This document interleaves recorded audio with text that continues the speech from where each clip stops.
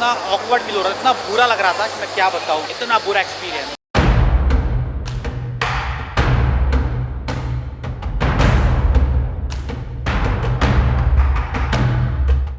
রাস্তায় সার দিয়ে দাঁড়িয়ে থাকা এই চকচকে ভিনটেজ গাড়িগুলো দেখে যদি ভাবেন এটা কোনো শৌখিন প্রদর্শনী, তাহলে আপনি ভুল করছেন। কিউবার রাজধানী হাভানার রাস্তায় এই 65-70 বছরের পুরনো গাড়িগুলি আজ মানুষের যাতায়াতের প্রধান সম্বল। বামপন্থীদের তথাকথিত আদর্শ দেশ কিউবার বর্তমান ছবি ঠিক কতটা ভয়াবহ তা সম্প্রতি সামনে এনেছেন ট্রাভেল ব্লগার তুর বসু। আজ আপনাদের শোনাবো সেই রূপকথার আড়ালের এক চরম সত্য। শেষ পর্যন্ত সঙ্গে থাকবেন। নমস্কার, আমি স্বাতী। মাধ্যম ইউটিউব চ্যানেলের আরো একটি ভিডিওতে আপনাদের স্বাগত জানাই। লক্ষ্য করে দেখবেন, আমাদের দেশে যখনই বামপন্থী বুদ্ধিজীবীরা কোনো তর্কে বসেন, তখনই তাদের মুখে কিউবার নাম শোনা যায়। ফিদেল কাস্ত্রো আর চে গেভারাকে নিয়ে এমন এক মায়াজাল তৈরি করা হয়েছে যেন কিউবা মানেই এক বৈষম্যহীন স্বর্গ। কিন্তু আজ সেই স্বর্গের আসল কঙ্কালসার চেহারাটা আমরা দেখব। তার আগে বলি, কিউবা কিভাবে কমিউনিস্ট দেশ হলো। এর পিছনে একটা লম্বা ইতিহাস রয়েছে, যে ইতিহাসের শুরুটা 1959 সালে। 1959 সালে কিউবার বিপ্লব হয়। ফুলজেন্সিও বাতিস্তাকে সরিয়ে ফিদেল কাস্ত্রো ক্ষমতায় আসেন। সাধারণ মানুষকে তিনি স্বপ্ন দেখাতে শুরু করেন, জমি মিলবে, রুটি মিলবে, আর মিলবে মুক্তি। আমেরিকা থেকে মাত্র 90 মাইল দূরের এই ছোট্ট দ্বীপে সোভিয়েত ইউনিয়নের সহায়তায় শুরু হয় লাল ঝান্ডার শাসন। ব্যাস, সেখান থেকেই শুরু হয় এক নায়কতন্ত্রের ইতিহাস। আপনারা নিশ্চয়ই লক্ষ্য করেছেন, বামপন্থীরা কথায় কথায় কিউবার ফ্রি হেলথ কেয়ার আর এডুকেশনের উদাহরণ দেন। কিন্তু বাস্তবটা কি? দেখুন, সমাজতন্ত্রের মূল মন্ত্র ছিল সবার সমান অধিকার।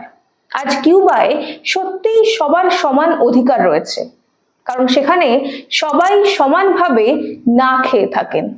যেখানে একজন ডাক্তারের বেতন মাসে মাত্র 2500 টাকা, সেখানে সেই ডাক্তার অপারেশন করবেন নাকি নিজের পরিবারের জন্য দুবেলা দুমুঠো ভাতের চিন্তা করবেন? বামপন্থীরা আবার রেশনেরও বড়াই করেন, বড় বড় কথা বলেন। কিন্তু কিউবায় রেশন কার্ডে এখন চাল ডালও অমিল হয়ে গেছে। মানুষ আজ পচা রুটির লাইনে ঘন্টার পর ঘন্টা দাঁড়িয়ে থাকে।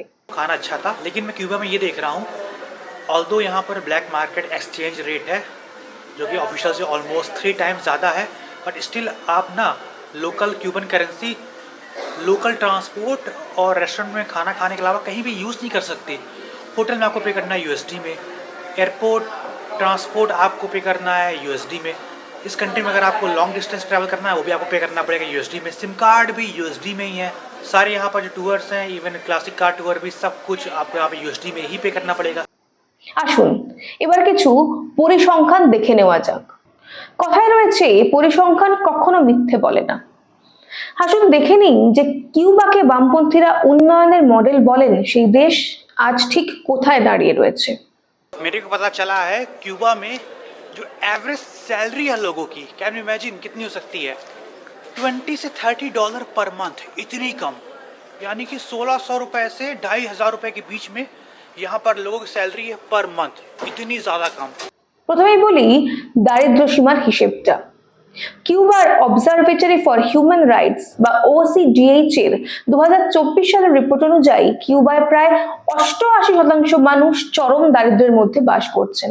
অর্থাৎ প্রতি 10 জনের মধ্যে 9 জনই দুবেলা পেট ভরে দুমুঠো খেতে পাচ্ছেন না। এরপর আসুন মুদ্রাস্ফীতি। 2021 সালের মানিটারি রিফর্মের পর কিউবায় মুদ্রাস্ফীতি 400% থেকে 500%-এ পৌঁছেছে। বাজারে জিনিসের দাম প্রতিদিন বাড়ছে, কিন্তু মানুষের আয় বাড়ছে না। এরপরে আসুন সেখানকার বেতনের করুণ দশা। কিউবায় সরকারি বেতন কাঠামো শুনলে যে কেউ শিউরে উঠবেন।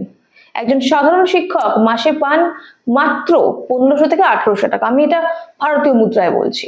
একজন অভিজ্ঞ ডাক্তার মাসে পান 2500 থেকে 3000 টাকা। একজন পুলিশ অফিসারের বেতন 3 থেকে 3500 টাকা। ভাবুন তো, ভারতে যেখানে একজন অদক্ষ শ্রমিকও দিনে 500 বা 600 টাকা রোজগার করেন, সেখানে কিউবায় একজন স্পেশালিস্ট ডাক্তার সারা মাস কাজ করে মাত্র 2500 টাকা পান। ভারতবর্ষে অনেক ডাক্তার একদিনে একজন রোগীর থেকে এই টাকাটা ফিজ নেন। এটাই কি বামপন্থীদের কাঙ্ক্ষিত সাম্য? জানা নেই। মানে বেতন যদি 1500 টাকা হয় তাহলে বাজারের হালটা একবার দেখুন। এক কার্টন ডিম মানে 30টা ডিমের ভারতীয় টাকায় মূল্য 800 থেকে 900 টাকা, অর্থাৎ বেতনের অর্ধেক টাকা মাত্র 30টা ডিম কিনতেই শেষ। এবার দুধ সাধারণ মানুষের নাগালের বাইরে, কারণ তারও দাম আকাশ ছোঁয়া। হাসপাতালে বিনামূল্যে পরিষেবা হলেও সিরিঞ্জ থেকে শুরু করে সাধারণ ব্যান্ডেজ সবটাই রোগীকে বাইরে থেকে ব্ল্যাক মার্কেটে চড়া দামে কিনতে হয়। রয়েছে বিপুল বিদ্যুৎ বিভ্রাট। কিউবায় মোট বিদ্যুৎ চাহিদার প্রায় 50% ঘাটতি রয়েছে। দিনে প্রায় 18 থেকে 20 ঘন্টা লোডশেডিং এখন সেখানে নিত্য নৈমিত্তিক ব্যাপার। রাশিয়ার সাহায্য বন্ধ আর ভেনেজুয়েলার তেল আসা কমে যাওয়ায় তেলের পাম্পে 5 থেকে 6 কিলোমিটার লম্বা লাইন পড়া এখন স্বাভাবিক হয়ে গিয়েছে। আচ্ছা ভাবুন, কিউবা যদি স্বর্গই হবে তাহলে স্বর্গ থেকে মানুষ পালাচ্ছে কেন? গত 2 বছরে মানে 2022 থেকে 2024 প্রায় 4,25,000-এরও বেশি কিউবান দেশ ছেড়ে আমেরিকায় পালিয়েছেন। এটি কিউবার মোট জনসংখ্যার প্রায় 4%। ইতিহাসে এত বড় দেশত্যাগের ঘটনা কিউবায় আগে কখনো ঘটেনি। কিউবার এই হাড় হিম করা বাস্তব আজ আমাদের একটা বড় সত্যির মুখোমুখি দাঁড় করিয়ে দিয়েছে। যে আদর্শ একসময় সাম্য আর মুক্তির গান গেয়েছিল তা আজ কেবলমাত্র দারিদ্র্য আর শৃঙ্খলের সমার্থক হয়ে গিয়েছে। সোভিয়েত ইউনিয়ন থেকে ভেনেজুয়েলা কিংবা আমাদের চোখের সামনে ধুঁকতে থাকা কিউবা, ইতিহাস বারবার প্রমাণ করেছে যে বামপন্থা একটি মৃতপ্রায় এবং ব্যর্থ দর্শন, ওই ফেল্ড কনসেপ্ট আর কি। এর কোনো ভবিষ্যৎ নেই, কারণ মানুষের সহজাত প্রবৃত্তি হলো উন্নতি করা, উদ্ভাবন করা এবং মুক্ত বাতাসে শ্বাস নেওয়া। কিন্তু বামপন্থা মানুষের সেই ব্যক্তিগত স্বপ্নকে গলা টিপে হত্যা করে। যেখানে একজন চিকিৎসকের মেধার দাম মাত্র 2500 টাকা, যেখানে তেলের জন্য মানুষকে 4 দিন লাইনে থাকতে হয়, সেখানে কোনো সমাজ ব্যবস্থা কি টিকতে পারে? तो रिलीजन वगैरह हो गया, क्रिसमस वगैरह हो गया, सब कुछ यहाँ बैंड था, although majority of population Christianity को फॉलो करती है।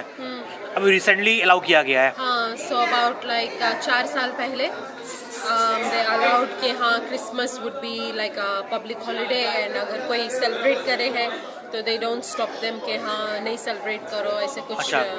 तो people start putting up lights, सब सेलिब्रेट करे हैं, सब डेकोरेट करे हैं during Christmas time, but 4 years पहले दे नहीं करते थे। আজকের এই ডিজিটাল যুগে তথ্য আর গোপন রাখা সম্ভব নয়। কিউবার মানুষ আজ রাস্তায় নেমে প্রতিবাদ করছে। তারা বুঝতে পেরেছে বিপ্লবের নামে তাদের কয়েক দশক পিছিয়ে দেওয়া হয়েছে। পৃথিবী এগোচ্ছে, মুক্ত বাজার, গণতন্ত্র আর প্রযুক্তির হাত ধরে দুর্দার গতিতে এগিয়ে চলেছে। আর বামপন্থা পড়ে রয়েছে সেই 19 শতকের মরচে ধরা তত্ত্বে। আর মুশকিলটা হলো এই তত্ত্বগুলোকেই অন্যান্য জায়গায় বামপন্থীরা ঘন্টার পর ঘন্টা কপচে যায়, শুধু মুখে বড় বড় বুলি, বাক্য বাগিস আর কি। ফিদেল কাস্ত্রো কিন্তু কম বুকনিবাজ ছিলেন না, ঘন্টার পর ঘন্টা বক্তব্য রাখতেন। এমনকি ইউনাইটেড নেশনে একবার তিনি 4.5 ঘন্টা বক্তব্য রেখেছিলেন। বুঝুন কাণ্ড। পরিশেষে একটাই কথা বলি, আমাদের দেশে যারা আজও কিউবার লাল পতাকার স্বপ্ন দেখেন তাদেরকে বলবো, যুগ বদলেছে। মানুষ এখন আর মিথ্যে রূপকথায় ভোলে না।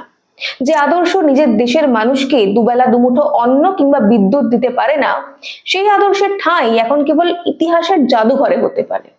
খুব শীঘ্রই এমন দিন আসবে যখন বামপন্থা কেবলমাত্র বইয়ের পাতায় একটা ভুল পরীক্ষা হিসেবেই টিকে থাকবে, বাস্তবে এর কোনো অস্তিত্ব থাকবে না। কারণ যে তত্ত্বে পেট ভরে না সেই তত্ত্ব মানুষ বেশি দিন বয়ে বেড়ায় না। আজকের এই বিশ্লেষণ আপনাদের কেমন লাগলো? কিউবার এই করুণ দশা দেখে আপনাদের কি মনে হয় জানান আমাদের কমেন্ট করে। আজ এই পর্যন্তই, দেখা হবে পরের একটি ভিডিওতে। ততক্ষণ পর্যন্ত সঙ্গে থাকুন, দেখতে থাকুন মাধ্যম।